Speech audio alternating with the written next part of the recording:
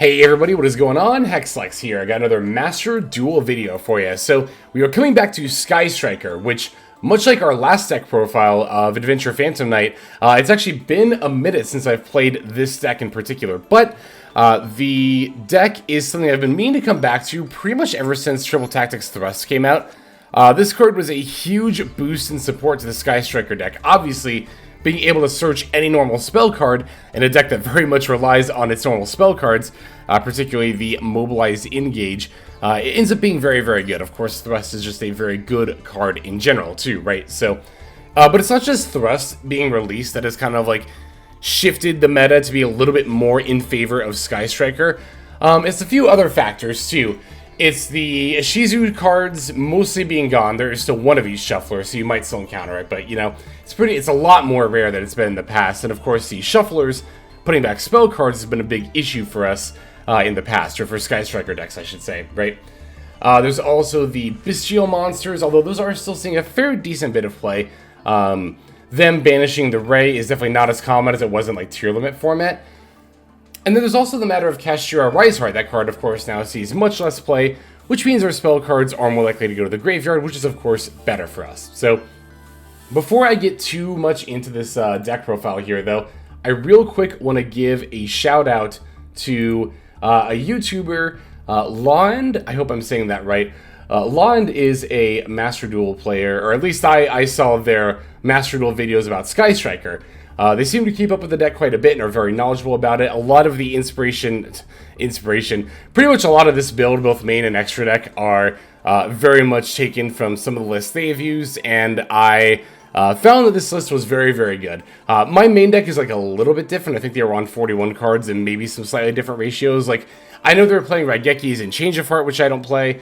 But regardless, it was a very, very, very helpful resource. So I'm going to leave a link to Lon's channel in the description. Highly recommend you go check them out. Let them know Hex sent you. But in any case, so as far as Sky Striker here, you know, we're very much a dedicated going second deck, and we're very much a control deck. So basically what that means is we're aiming to win the duel over the long term by steadily disrupting and gaining advantage over our opponent, and that's how we secure our wins. So card advantage, for those who don't know, is something that doesn't apply quite as much to modern Yu-Gi-Oh! As it has in the past, but the long and short of it is, if you have more cards in hand and field, as well as you could also count activatable effects in the graveyard, than your opponent does, then you have card advantage over them. So whenever I use the phrase, like, you know, we're going to grind out our opponent via advantage, basically what I mean is that we're slowly, incrementally over the game, drawing and searching, just accumulating more cards, while also making sure our opponent has less and less, right? We have a few means of being able to do this. Of course, the most obvious is Engage.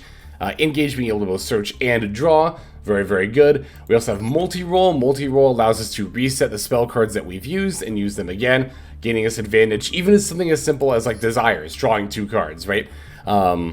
Those are a lot of the ways that we aim to gain advantage. We also have quite a few tools, as I mentioned, that will take multiple cards from our opponent, or potentially even stop their turn altogether in the form of 1 card, which is obviously a pretty huge advantage, right? So those cards, some of the more obvious ones include Evenly. Like I said, we are a dedicated going second deck, so I am on Evenly matched. However, because we play 3 Thrust, you only really need to play a single copy. If you go second, your opponent uses an effect, you can use Thrust to add Evenly, and then just activate it from hand, and then boom, there you go, right? We also have like Harpie's Feather Duster, for example. Droll Knockbird is actually also an example of this. Well, this card doesn't necessarily, like, you know, take cards from your opponent in the same way, like, you know, Duster or Evenly would. Droll will definitely stop your opponent from accumulating a lot of their own advantage via search effects. So, and drawing cards, of course, as well. Droll, of course, is also just great in this format in general, too, right? A lot of the top decks, in fact, pretty much every single one of them are very susceptible to Droll. Mathmech is like, it's very debatable. It's kind of hand-dependent on how badly they get hurt by a Droll, but pretty much every other deck that sees relevant meta play right now, and a lot that don't, are very, very much stopped in their plays by Droll and Knockbird. Another way that we can aim to kind of take multiple cards from our opponent is by ZEUS. It might seem weird to be playing ZEUS without any other Xyz monsters in the extra deck, but I think it's fine to do this because we not only have, of course, triple tactics talent to take control of stuff, but moreover, we have the Widow Anchors, which is going to, of course, be the more consistent way we do that. So you can utilize Widow Anchor to steal an opponent's Xyz monster. That not only takes a monster from them, you can potentially battle over another one of their monsters, and then use Zeus to either wipe the field they already have or like their next field. So stealing a monster with Widow Anchor and Xyz monster and then going into Zeus, another fantastic way to gain advantage over your opponent. Otherwise, yeah, like I said, I think this list is very consistent. It's very solid. It's a little bit scary sometimes to be always going second and then also playing a longer game, right? It might seem like that other decks might just naturally have, you know, the ability to outpace you, but you'd be surprised what Sky Striker can do with its resources here. So, and again, I once again have to give a massive shout out to Lond, whose channel will be linked in the description below. I might also go ahead and link the video in particular that I used, but, well, I didn't really use a video. I watched a video for some of the games, but I originally found Lond on Master Duel Meta as I was looking at Sky Striker lists, and there was a YouTube link to their video and their channel, so one thing led to another, but yeah, definitely go ahead and check them out for additional Sky Striker content. That's going to be a lot more well-informed than mine, because, like I said, they seem to be a main on the deck, and I am coming back to this deck after not playing it for, like, I think at least 6 months. But anyway, let's go ahead and break this list down card by card, and then we'll take a look at some of the games that we played here. So, we're on 2 Effect Veiler, 2 Droll Knockbird, 3 Maxx, 3 Ash Blossom and Joyous Spring, 3 Sky Striker Ace Raye, 1 Sky Striker Ace Roze, 1 Harpie's Feather Duster, 1 Reinforcement of the Army, 2 Pot of Desires, 2 Sky Striker Mobilize Engage, 1 Sky Striker Maneuver Afterburners, 1 Herald of the Abyss, 1 Triple Tactics Talent, 3 Triple Tactics Thrust, 2 Sky Striker Mecha Modules Multirole, 1 Sky Striker Mecha Hornet Drones, 3 Sky Striker Mecha Widow Anchor, 1 Sky Striker Mecha Shark Cannon, 3 Sky Striker Mobilize Linkage, 1 Evenly Matched, and then 3 Infinite Impermanence, and there is our main deck. Now for the extra deck, we are on 1 Divine Arsenal, AA-ZEUS Sky Thunder, 3 Sky Striker Ace Kagari. I don't think I've actually played this deck since this card has gone to 3, but yay, this card is at 3 now. This card is so good in this deck. Duh. Anyway, 3 Sky Striker Ace Shizuku, 2 Sky Striker Ace Hayate, 1 Sky Striker Ace Kaina, 2 Sky Striker Ace Zeke, 1 Dharc the Dark Charmer Gloomy, 1 Sky Striker Ace Azalea, and then 1 Accesscode Talker. So there is our list. Let's go ahead and see some gameplay now. Okay, our first game is going to be up against Dragon Link, which definitely ends up being one of the tougher matchups for Sky Striker, right? Because not only do they put up a pretty solid turn 1 board, but of course, bestial monsters are inherently pretty good against us. Now, thankfully, we've opened a certain Earth Insect that will kind of tip the favor back in our side a little bit here, but yeah, opponent's only going to end up setting 1 monster before passing, because they just could not and did not want to play through the Maxx there. So I'm going to start by normal summoning the Raye. I'll throw down the multi-rolls. I'm going to battle into the face down monster. The reason I elected to do this was, 1, I figured I could maybe destroy it by battle, or even if not, flip it face up, and in either case, get a little bit of information about what my opponent is on. 2, I figured even if Raye can't battle over it, I can at least use Afterburners, and that'll be another activation for Multirole, slash I can get rid of the monster, and they can't use it as a material on their follow-up turn, so on and so forth. So it ends up being Rocket Recharger, obviously confirming that our opponent is on Dragon Link, so.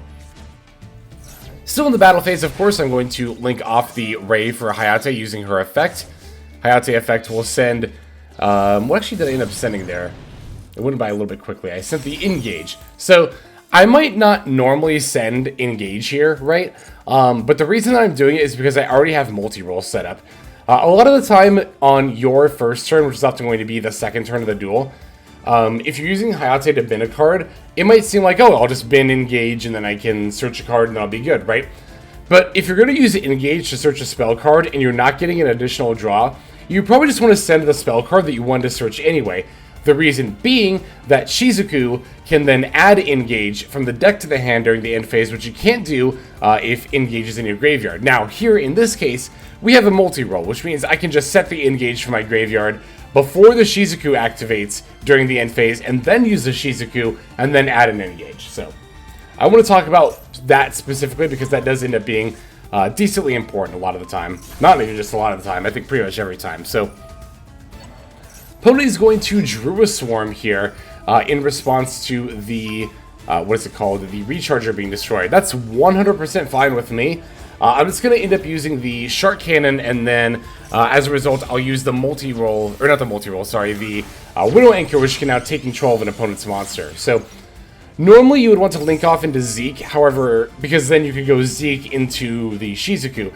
However, here I'm going for Dharc because I know the Druid Storm is going to be able to pop whatever I summon anyway. But unfortunately, Druid Storm does send, so I'm not going to get to actually search off of Gloomy. But I don't know, maybe because I have 2 Zeke, I should have actually summoned one of those and allowed that to get sent anyway, but yeah, I think in hindsight that might have been better, but yeah.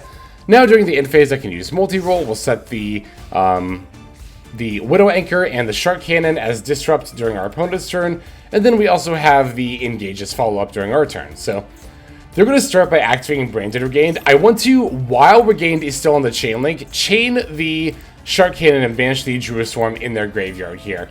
The reason I'm doing this now is because I don't want my opponent to get a draw off of Regained, and continuous spell and trap cards, while they're on the chain link, have not resolved yet, so their effects will not apply as a result. So I'm going to use the Shark Cannon, like I said, to get this Druid Storm out of the graveyard, and then the Regained will not get to draw a card because it hasn't resolved yet.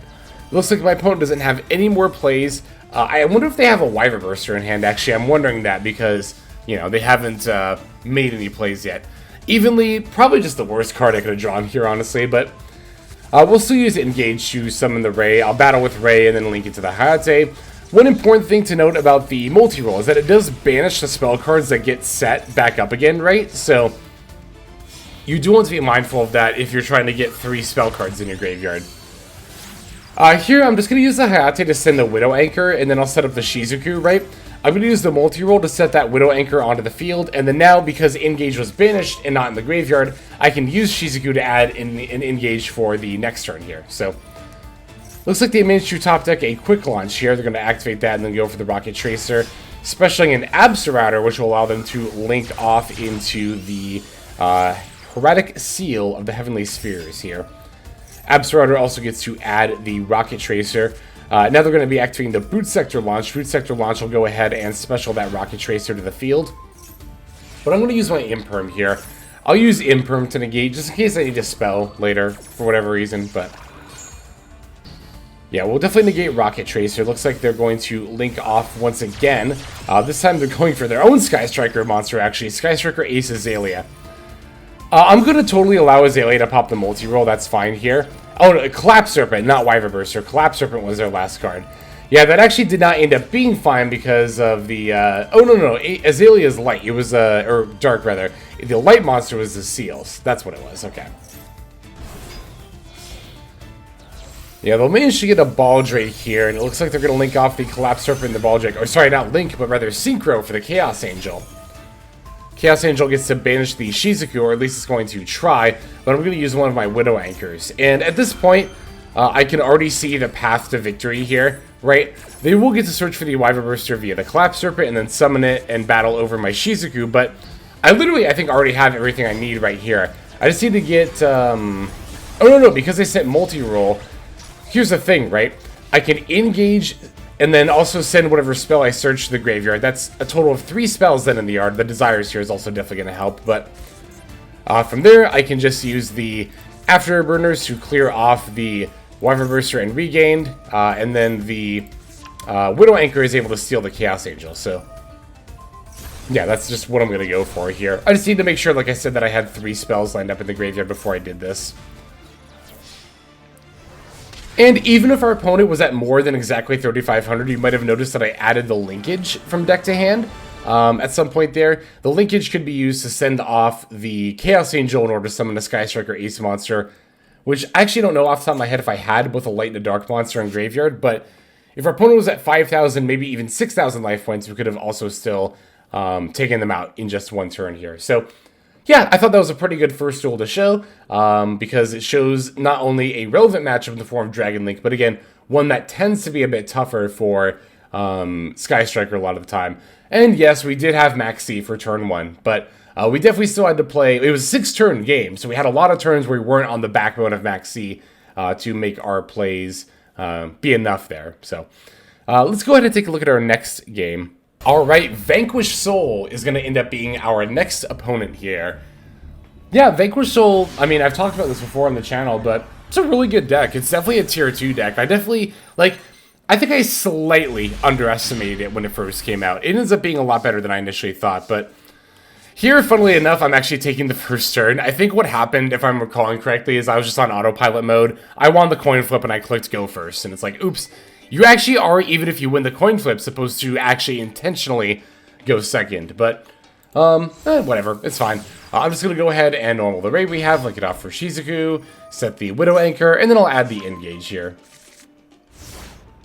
The reason you want to go second is not only for the potential to OTK with Linkage, but also just the fact that Hayate is often needed to set up your plays. We actually got really lucky opening a hand that we accidentally went first and was still fine to set up plays. Usually you do need to summon Hayate in order to be able to really do stuff, but... So here I'm going to try to max C when they special the Pantera, but they do have a call by. So we will get to play an actual game of Yu-Gi-Oh! Here. Minigame cleared. I'm going to Ash Blossom the Small World here, so that way they are not able to add further Vanquish Soul cards, particularly the Xiaolong. I'm sure I'm mispronouncing that. Apologies if I am, but... the one that can search during both players' turns. So, Dr. Madlove is definitely going to get negated by the Widow Anchor here, but it looks like she's also going to get linked off for Rock of the Vanquisher. Rock will activate special summoning the Xiaolong, again, sorry if I'm mispronouncing that, to the field. I get to use Raye and summon her, and then what I'm going to do is use her effect to go into Kaina. Kaina will prevent my opponent from attacking and allow me to keep a monster on the field, except for the fact that my opponent also has Curry Card Divine Carnate. So not only do I lose my Kaina, but now they get to keep my Raye as well out of the graveyard. But thankfully for us, we have a pretty great hand. Veiler might not be a good draw, but Engage and Afterburners already by itself is good enough. We only have one spell in the graveyard, so even with using Afterburners first, Engage will not get to set up the draw as well. But here, I'm going to use Afterburners on Rock of the Vanquisher, even though Rock of the Vanquisher is going to get to chain its effect anyway. The reason I'm doing it is because I don't want to have to deal with the attack effect, and I know this card is just really, really good for the deck in general, so... plus, I have another plan for dealing with the Kurikara and other cards on this field. Alright, so Afterburners will... Rock of the Vanquisher will resolve, adding the Dr. Madlove back to hand, which I figured was going to happen. And then Afterburners will go ahead and take care of the Rock. Now I can use Engage to add the Hornet Drones. The reason I want to use Hornet Drones here is to get my third spell card in the graveyard. Now I can link off the Sky Striker Ace token in order to go for the Hayate. Hayate will, as we move to battle phase here, swing directly and then send the Raye to the graveyard. Because I already have the Engage in here, which I'm going to wheel back to hand anyway, I wanted to set up another Raye in the graveyard so that way I would have access to it during my opponent's turn if they decide to destroy my Sky Striker monsters. But alright, now we can Kagari wheel back the Engage, which is not once per turn, so we get to search yet again, and then draw a card this time because we also have 3 spells in the yard. And oh my god, this Multirole was the best possible top deck. But we're going to use the Search Widow Anchor to take control of the Xiaolong, and then now we're going to go ahead and link off for Zeke. Zeke gets to banish Curry Card Divine Carnate, which won't even... I'm pretty sure won't even come back because it can't be special summoned, but I actually don't know for sure if that's how that works off the top of my head. I'm pretty sure it is, but anyway. Shizuku, well, sorry, first we're going to use Multirole to set the Widow Anchor, and then Shizuku is going to add the Linkage from deck to hand. So, we know one of the opponent's cards in hand is Dr. Madlove for sure. They're going to link up the Pantera and Raye here in order to go for the Exciton Knight. Which, by the way, even if Kurikara comes back, it's totally fine if she does, because she'll only have 1500 attack. I'm going to Veiler the Exciton Knight here, which will allow me to keep my Widow Anchor alive. And then, yeah, they go to summon the Dr. Madlove, but I think they realized as soon as they were debating whether or not to actually activate the effect that I can just negate anyway. And, yeah, they just ultimately end up conceding, deciding, I guess, that my disruption and advantage was too much for them. So... yeah, that was another pretty good Sky Striker game. We might have missed collecting on first here, but our hand was fine enough for it, so we were able to come out on top all the same. Still got a couple more games to see. Let's go ahead into that next one. Alright, this one's going to be against Mathmech, which, you know, I'm very glad I got to show off this deck against a lot of the top current meta contenders, right? Because a lot of the time when I showcase an older or lower power level deck, if I don't end up facing all the tier 1 decks, people will be like, you only face rogue decks, that's where you got wins. But now we face Dragon Link, Vanquish Soul, and now we're up against Max. So I am going to Maxx them, so I will admit that this is the second game where I have won via Maxx, but you know, it is what it is. We're going second deck, and Maxx is a part of Master Duel, so it's going to end up being a lot of the time a part of our game plan for our opponent's first turn here. But by the same notion, it's not like we're like cracking back with an OTK or anything ridiculous like that. Here I'm going to use Hayate to set up the Multirole in the graveyard. Because we already have like Shark Cannon and Widow Anchor here, right? So in this case, I want to just make sure that we are set up for some more advantage, for some more disruption. Even if the Shark Cannon and Widow Anchor aren't enough to completely stop my opponent on their turn, I can at the very least have the Multirole to reset them and then have plays for my follow-up turn, right? Alright, so they're going to flip summon the Sigma and then normal summon Defensor. Surprisingly to me, they actually go for the Alimbertion here. I say it's surprising because, like, I don't know why you wouldn't... Unless they already have Firewall Guardian in hand. I actually just thought of this, which I think they might actually use it later. I'm trying to remember. But anyway, yeah, if they have Firewall Guardian in hand, that makes a lot more sense. Which I guess that being the case, I'm just going to assume that they do. Because otherwise, I don't know why you wouldn't, like, Link first, right? Link off the Defensor for a Link 1, and then summon the Guardian from deck, and then link those off for a Link 2, and get your Guardian back, and then go for the Alimbertion. But maybe they also wanted to dodge some amount of back rows? I don't know. I don't know what my opponent is necessarily thinking here, but Alimb is going to activate. I've got the Ash Blossom for it. Note that I used the Ash Blossom and not the Widow Anchor here. The reason is that I wanted to use Ash Blossom specifically here in case... I needed Widow Anchor basically later. If my opponent was able to continue their plays and summon like a Splash Mage, I could potentially negate that, right? I mean, we also have Shark Cannon, but I'm actually about to use Shark Cannon right here against the Sigma that's in my opponent's graveyard, so we might need another out for a Splash Mage further down the line. Alright, so Shark Cannon's going to eat that Sigma. And then here my opponent just concedes. Yeah, I'm in Master 1, by the way. Which I feel like the concedes, I don't know, I guess that was still a decent kind of back and forth, but that felt like a bit of an easy concede, or maybe my opponent's hand really was just that bad. To be fair, they had already used the normal summon, and the way they played was definitely indicative of the fact they probably had Firewall Guardian in hand. So, what do they have, 3 cards left? Firewall Guardian and 2 other cards. It's not terribly difficult to perceive of a hand where they're just not able to have live plays kind of following that, so... yeah, there is our game against Mathmech. Let's go ahead and see our last duel here. So funnily enough, the last duel for this video was actually the first game I played with Sky Striker. Again, like for this session, so the first time in like 6 months, I think. But we're up against Kashira here. They're going to be taking the first turn, and they're going to start with the Planet Pathfinder. Planet Pathfinder F-tributing to add the Ratesoth, but thankfully we have a certain bird of Drolls and Locks to help us out. But our opponent's on Gamma! Ah! Gamma! Always screwing me over. Even when it's not in my deck, it's screwing me over by showing up in my opponent's hands when it's really, really good for them. So, yeah, they get to Gamma here, and then Omega Hand Rip, and then still have their plays anyway, which is obviously pretty brutal for us. Especially for Kashira as a deck, right? The Arise Heart, as I mentioned during the profile itself, is very detrimental because we definitely need our spell cards to be in the graveyard. And if Arise Heart's not, or out, well, they're not going to be, so. Alright, they're going to do the Theosis for the Fenrir, go for the Rise Heart. I mean, they're pretty much just doing pretty standard Kashira stuff. I'll even throw this in fast forward, moving forward. However, they are going to deviate from the line a little bit here. As they end up, let's see, just waiting for it here. Yeah, here is the Arise Heart. Now they're bringing back the, yeah, so as you can see, they're actually going to end up going for the UDF package, or line, however you want to say it. I don't like this line at all in this deck. I'm going to be honest with you. I think it overextends for, like, no reason. I don't think UDF is even better than having Era, Fenrir, and Unicorn, so, like, I don't really get this. Plus, it plays a lot worse into Triple Tactics Talent than a lot of other cards. Here I'm going to use the Herald to call Dark Machine. That'll force my opponent to send the Arise Heart out of their, or off their field, and now it is no longer going to be banishing my spells. So from here I can use Shark Cannon, and then set up the, oh, here was my misplay of this game, I think. Using Hornet Drones.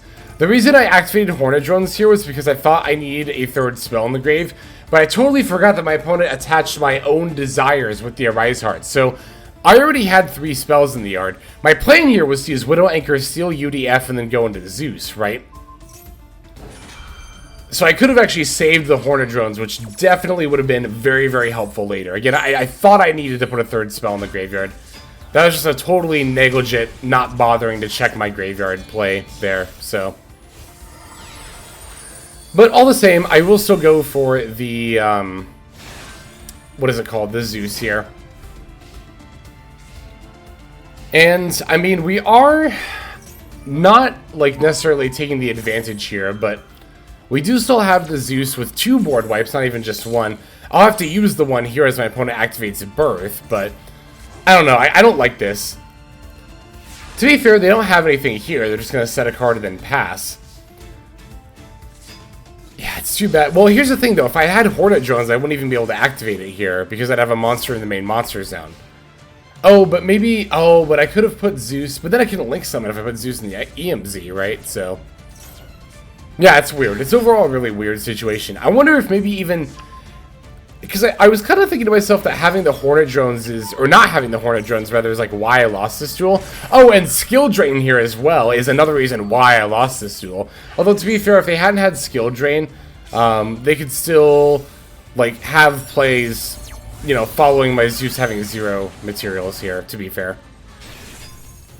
But the main thing that Skill Drain really does, that really works against my favor here, is it prevents my Widow Anchor from being an out on the next turn, because normally I could just use Widow Anchor and steal the opponent's Unicorn and swing in for lethal, but because they're on Skill Drain, I actually can't do that because I can't negate the Unicorn's effects, I also can't take control of it.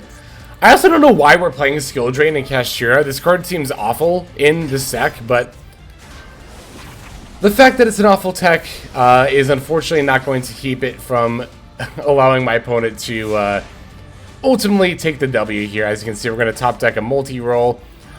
I'm going to use my Multirole here to show that my opponent that I have the Widow Anchor and be like, hey, you only won because of your bad tech, but...